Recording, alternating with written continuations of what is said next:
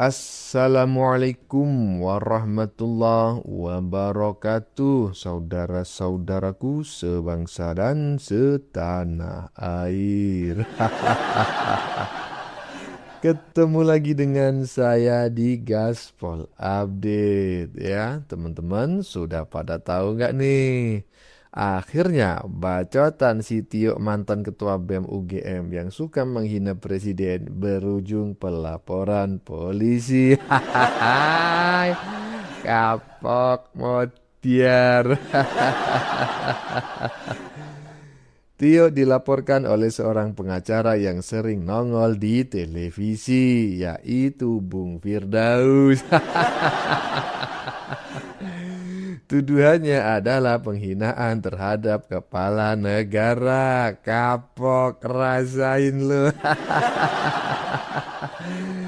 Betul itu, mantap itu, ya kan, orang macam kayak gini memang harus dikasih pelajaran, jangan dibiarkan. Dan ini usul saya secara pribadi ya, jangan hanya Tio saja. Tio itu cuma ujung tombak ya, mata panah ya kan. Yang harus juga dilaporkan itu adalah dalang dan bohirnya. Emang siapa dalang dan bohirnya, Bang? Ya kalau nggak Chaplin ya ya siluman kebo. Seperti dugaan netizen dan para mahasiswa selama ini. Nah, bagaimanakah videonya dan bagaimanakah respon netizen? Mari kita tonton bersama. Kemudian mari kita komentari bersama di bagian akhir video. Ini dia. Saya ini memang tukang lapor, tukang somasi, tukang lapor gitu. Alhamdulillah udah banyak yang di penjara ya. Ini saya melaporkan mantan ketum BEM atau presiden BEM UGM ya, presiden mahasiswa presiden mahasiswa UGM atau ketum BEM UGM ya. Karena dia telah menghina kepala negara ya, Pak Prabowo Subianto, dan menghina Mas Gibran ya, dan memfitnah SPPG dan MBG ya. Sehingga dia juga ikut menghina kami dan melakukan penghasutan terhadap program-program SPPG dan MBG itu. Jadi hari ini saya laporkan dia dengan pasal 263 ya KUHP Undang-Undang Nomor 1 Tahun 2003 dan pasal 433 dan 434. Mantap Bang Firdaus ya, walaupun Anda tukang lapor, saya tidak suka sebetulnya, tetapi untuk hal ini saya sangat sependapat ya. Orang-orang macam mantan ketua BEM itu yang congornya, bacotnya nggak bisa dikondisikan, suka menghina, mencaci, memaki, bahkan bikin drama-drama Korea yang receh gitu, itu memang layak untuk dilaporkan. Cuma Bang Firdaus ya, ini usul saya secara pribadi gitu, jangan hanya Tio-nya saja, karena dia itu hanya ujung tombak. Yang harus dilaporkan juga itu adalah bohir alias dalang di balik isu semuanya. Siapa? Ya siluman kebo lah. Kalau nggak siluman kebo ya Chaplin. Lanjut. Saya melaporkan mantan ketum BEM atau presiden. Teman-teman, ya, kalian favoritkan video ini. Bila perlu, kalian download dan simpan baik-baik di galeri kalian.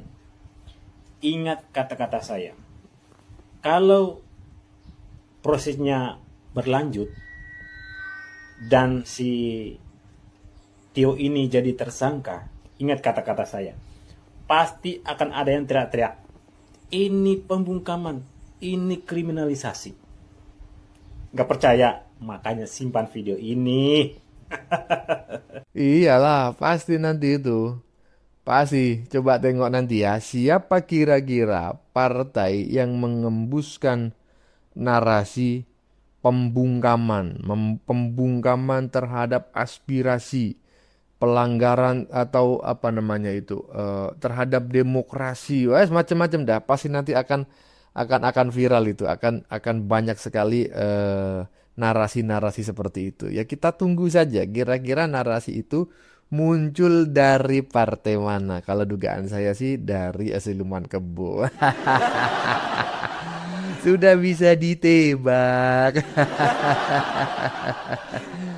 Lanjut.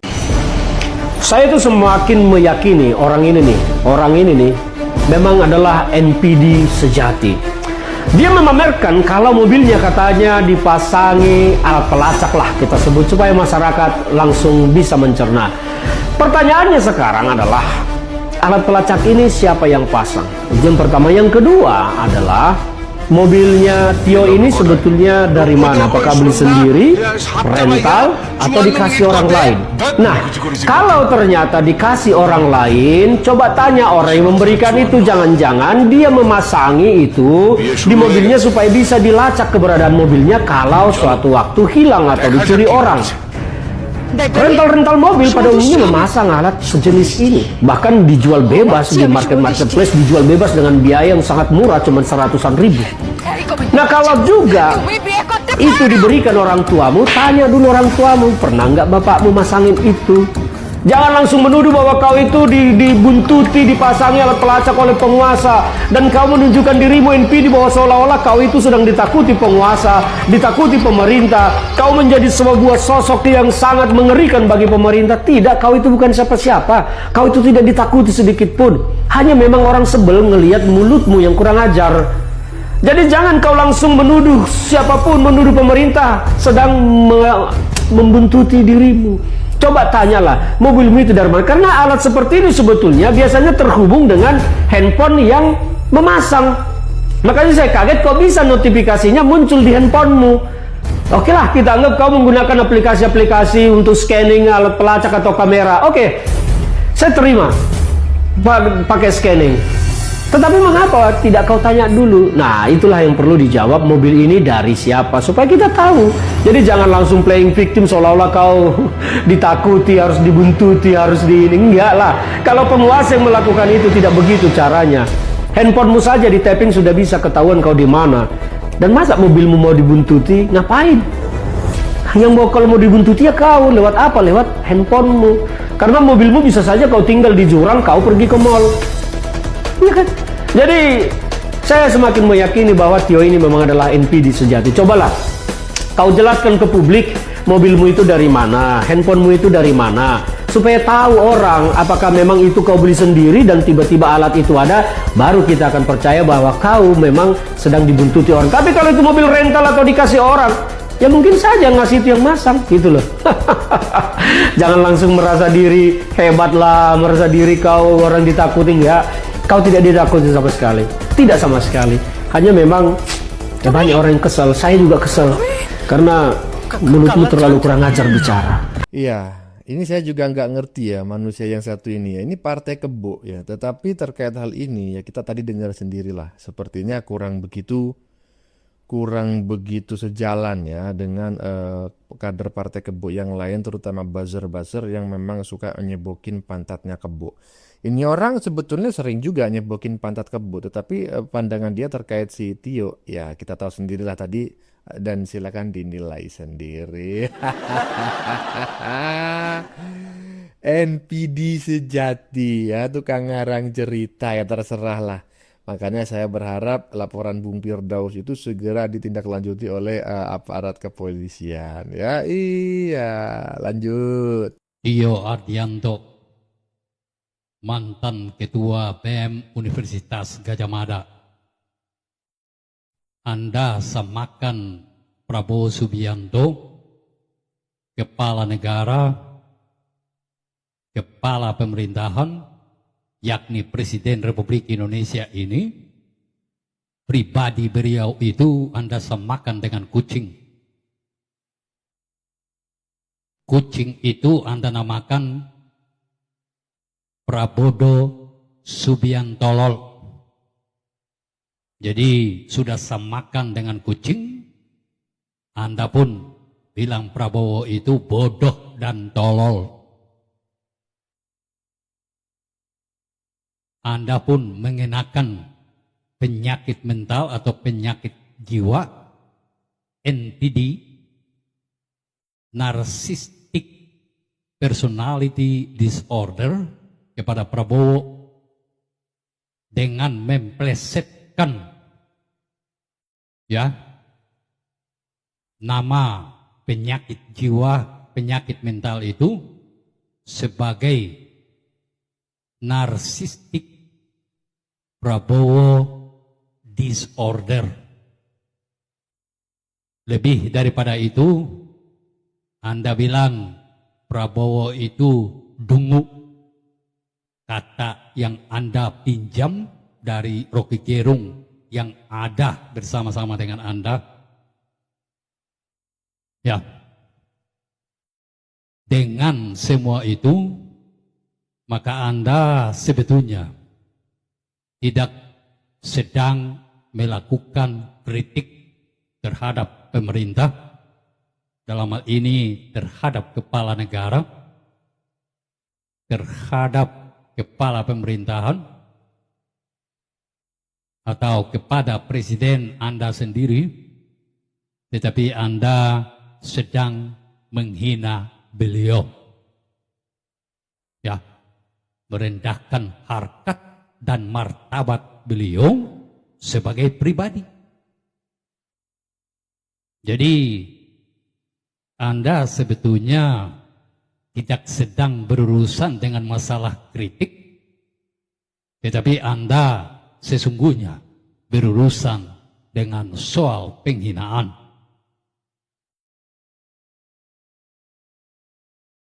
Ini saya juga sebetulnya terheran-heran.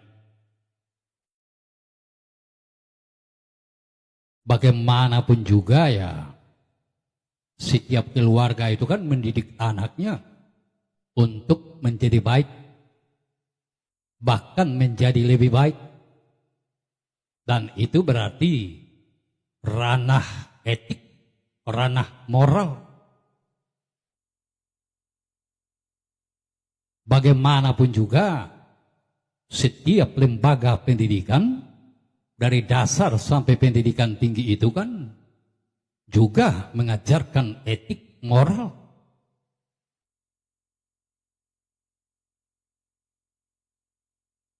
Tetapi yang terjadi dengan Anda ini kan tidak demikian. Ya, mungkin saja Anda dididik dengan etik dan moral yang baik di dalam keluarga Anda. Juga tiap lembaga pendidikan Anda, mulai dari pendidikan dasar sampai pendidikan tinggi. Tetapi Anda menggunakan kebebasan Anda itu secara tidak baik dan tidak benar. Maka bagaimana cara untuk menolong Anda? Saya katakan bahwa Anda perlu ditolong. Dan kalau lingkungan keluarga Anda sudah tidak dapat menolong Anda, lembaga pendidikan Anda itu tidak dapat menolong Anda karena Anda sudah selesai dari sana misalnya, komunitas pendukung Anda sendiri sudah tidak dapat menolong Anda, maka seharusnya negara yang menolong Anda. Cara negara menolong Anda adalah itu. Anda harus dididik di dalam lembaga pemasyarakatan. Ya. Artinya bahwa Anda itu kan ya semestinya karena sudah menghina, maka harus menjalani proses hukum.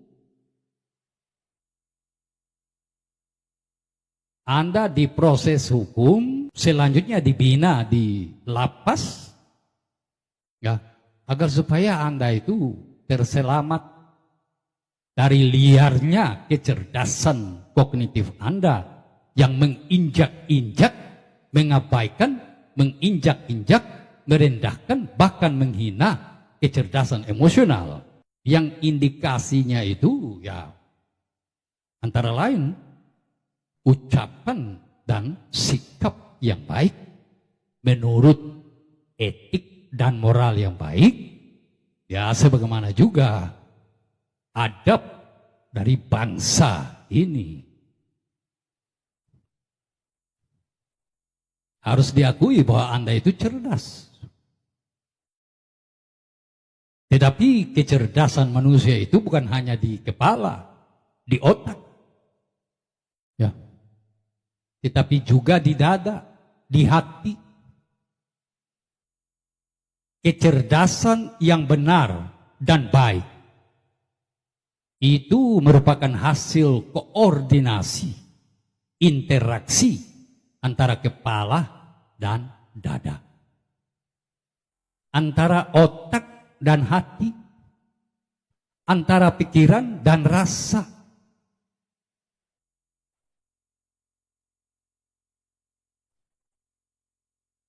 Saya kira generasi muda seperti Tio ini jangan disia-siakan. Justru negara dengan cara yang terbaik harus ada intervensi, ya. Itu yang tadi saya bilang. Harus mengalami proses hukum, lalu dididik di lembaga pemasyarakatan. Lapas itu kan bukan tempat penyiksaan, tetapi justru tempat pendidikan. Kalau generasi muda yang cerdas kognitif seperti Tio Ardianto diabaikan begitu saja, dibiarkan dia liar saja dengan kecerdasan kognitifnya, maka saya kira negara pun salah, masyarakat juga salah. Ya, penting negara, ya, masyarakat ini melihat orang seperti Tio Ardianto itu sebagai aset bangsa yang perlu diselamatkan dari kecenderungan liar kognitifnya itu. Buatlah dia menjadi baik supaya berguna bagi bangsa dan negara ini. Intinya, saya sangat sependapat dengan pendapat netizen bapak-bapak barusan, ya. Karena memang orang model mantan ketua BEM yang bacotnya kurang bisa dikondisikan ini memang masuk kategori sosok-sosok yang perlu ditolong, ya. Orang-orang seperti ini harus dididik, karena kita juga tahu bersama, ya, berdasarkan penuturan dia sendiri, dia berasal dari keluarga yang sangat tidak mampu, bahkan untuk membayar kuliah saja itu sangat kesulitan. Dan yang bersangkutan ini kejar paket loh, kejar paket C, coba bayangin. Jadi ini orang memang harus ditolong, ya. Cuma nolongnya itu agak lain. Ini nolongnya harus dengan cara ditahan di penjara. Jadi harus ditolong, harus dididik di dalam penjara. Nah, menurut teman-teman gimana? Sependapat enggak? Lanjut. Ditemukannya PBX Finder nama alatnya, dan itu ditunjukkan notifikasinya oleh si Tio ini, ya. Ada alat yang kotak dan ternyata ada update lagi, masih ada satu lagi ini di Instagramnya. Nggak tahu tapi ini alat apa, mungkin sejenis GPS juga. Cuman yang mau kita bahas di sini gitu, apakah benar maksudnya jika memang orang sepenting Mas Tio ini dipasangi hal-hal seperti ini dan pada akhirnya ditemukan. Saya nggak gitu. mau lompat kepada menyerang pribadi Tio, ya, seperti mempermasalahkan kenapa dia naik Fortuner atau kenapa dia vokal dan sebagainya. Itu adalah pilihan Tio dan saya sebenarnya sangat mendukung anak-anak muda yang vokal menyuarakan kritik mereka. Walaupun saya ingin katakan bahwa Tio ini kayaknya teracuni oleh apa yang dilakukan oleh Rocky Gerung. Oke, kalau Rocky Gerung mau berkata kasar dengan cara apapun, dia ini bukan anak-anak lagi. Tio ini apapun itu, ya saya katakan dia masih anak-anak karena dia masih di usia sekolahnya. Belum dianggap dewasa, ya, sebelum dia lulus kuliah, ya. Nah, kuliahnya lanjut atau enggak saya nggak tahu. Tapi yang ingin saya katakan di sini, jangan sampai, saya tahu Tio ini anak cerdas, jangan sampai nanti dia nggak melanjutkan kuliah hanya karena dia membela sesuatu dengan cara yang salah. Nah, yang pertama ingin saya garis bawahi di sini itu adalah bagaimana saat dia mengambil sesuatu yang diakui sebagai pelacak itu tadi, lalu kemudian dia melakukan lompat logika dan menuduh ini dilakukan oleh pemerintah. Betul kalau dia posisinya diametrikal atau berlawanan dengan pemerintah. Tapi nggak ujuk-ujuk, ini adalah sesuatu yang dilakukan oleh lawannya. Dia pun seharusnya melihat. Ini adalah sesuatu yang kalau diukur, ini adalah pemerintah yang melakukan, atau jangan-jangan bisa saja ini dilakukan oleh orang yang ya secara pribadi tidak suka juga kepada dia. Karena hal seperti itu sangat memungkinkan, ya karena Tio di sini vokal, dan tentu saja saat seseorang vokal, maka pendapatnya tentu saja akan didukung oleh pendukung-pendukung yang setuju, dan otomatis ada orang yang tidak setuju juga. Jadi saat dia menuduh ke pemerintah, ini sama seperti Tempo yang lompat logika kemudian menuduh ini dilakukan oleh, ya saat itu saya melihatnya ini ada sebuah upaya ya, atau saya menduga ini ada upaya penuduhan kepada pemerintah yang terus kemudian saya melihat saat pemerintah dianggap tidak serius, ini malah dianggap sebagai sebuah bukti bahwa ini dilakukan oleh oknum atau pemerintah ini tadi. Ya Mas, cuman kan yang jadi masalah adalah jika ini terjadi sebuah lompat logika ya, di mana semua orang juga bisa melakukan lompat logika yang sama. Apa nggak makin lama di media sosial ini bisa semakin banyak berita bertebaran di mana tiba-tiba ada orang nemu ini, oh ini rezim nih. Oke, saat Tempo melakukan hal yang sangat saya sayangkan itu tadi, Tempo masih melakukannya dalam kaidah jurnalisme. Dan dia, Tempo ini, itu pun juga menggarisbawahi dan memberikan sebuah, saya tidak mengatakan Tempo secara belatan atau secara langsung ya, mengatakan hal itu, tetapi saya mendapatkan message-nya, bahwa seakan-akan ada sebuah upaya, yang saya duga di sini dilakukan Tempo untuk mengatasnamakan itu tadi adalah kiriman dari pemerintah. Nah, kalau ini dilakukan oleh Tio yang dia ini bergerak sendiri, yang saya di sini sangat sayangkan adalah saat dia berusaha untuk mengungkap itu, seharusnya dia mengetahui bahwa dia membutuhkan data dan bukti lebih lengkap lagi. Atau kalau tidak, ya orang pasti akan ada yang beranggapan kalau ini adalah sebuah upaya rekayasa juga, bisa saja seperti itu. Toh juga kita akan mempertanyakan, jika ini dilakukan oleh pemerintah, maka akan lebih mudah jika dilakukan pelacakan menggunakan nomor ponsel. Karena ini sesuatu yang bahkan ya aplikasi apa ya, kalau nggak salah ada apa God's Eye atau apa seperti itu. Yang itu akan nggak meninggalkan jejak, itu lebih gampang untuk dilakukan, dan juga nggak ya secara teater akan bisa terlihat jelas seperti di film-film action tahun 80-an seperti itu. Lantas, tapi maksudnya ini kan Tio ini seperti yang kita tahu ya, dia mantan ketua BEM kan jatuhnya. Iya. Oh, ya. Mantan ketua BEM dan memiliki cukup banyak pengikut. Apakah di sini juga bisa kita bilang indikasinya mungkin ini sesuatu yang untuk apa ya, mencari? Saya menduga ada kemungkinan ke arah sana. Ingat, ini hanya dugaan, tapi saya merasakan sendiri bahwa saat kita semakin dikenal, semakin terkenal, ada upaya dan ada keinginan untuk mempertahankan, bahkan menambah keterkenalan itu tadi. Bahkan jika seseorang sampai di satu titik di mana akhirnya dia ini menjadi seorang, saya nggak bilang megalomania, tetapi ini juga sebuah sindrom yang akhirnya dialami oleh banyak influencer, di mana akhirnya mereka ini playing victim saat dia ini merasa dizolimi, padahal dia nggak tahu itu siapa, tapi dia melakukan sebuah penuduhan secara overreaktif dan akhirnya menimbulkan riak-riak atau permasalahan yang tidak diperlukan di kemudian hari. Lantas agar tidak pada akhirnya semua orang berakhir untuk ya apa-apa menuduh pemerintah dan seperti apa, pemerintah harus speak up juga sih, maksudnya mengklarifikasi tentang hal-hal seperti ini. Saya kira nggak perlu ya, karena saat pemerintah di sini melakukan sebuah klarifikasi,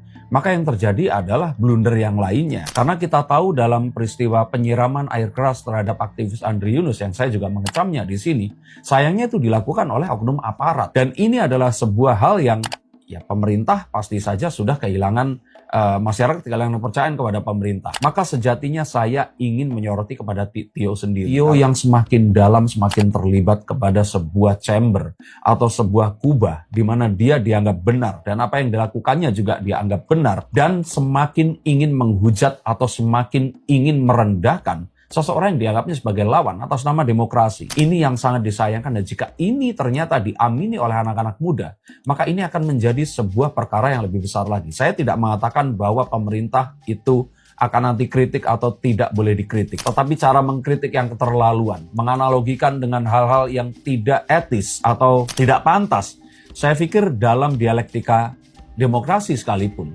hal seperti ini harus lebih diperhatikan, terutama saat kita juga hidup dan bermasyarakat di adat ketimuran. Pemerintah juga harus mengambil langkah nggak sih Mas, untuk mencegah masa spekulasi-spekulasi liar biar nggak apa-apa dihubungin. Maksudnya kemarin Tempo, sekarang ex ketua BEM UGM gitu, dan mungkin nanti di kedepannya bisa aja pihak-pihak, maksudnya kalau nggak ada tindakan tegas sih, pihak-pihak yang memiliki banyak pengikut seperti Heri Irwandi mungkin tiba-tiba juga dilacak ya kan, dia ngupload gitu yang kita nggak tahu, maksudnya bisa dibuktikan atau nggak kebenaran datanya, misalkan seperti itu. Gimana menurut Mas Din? Saya pikir nggak perlu. Bahkan kalau pemerintah mau, ya sebaiknya memang harus dilacak dan diikuti. Karena Tio ini kalau menurut saya kalau sebagai warga negara yang lainnya yang berlawanan berlawanan pendapat dengan Tio ya, bukan berlawanan pendapat tentang mengkritik pemerintah, tapi cara Tio saya pikir saya tidak setuju.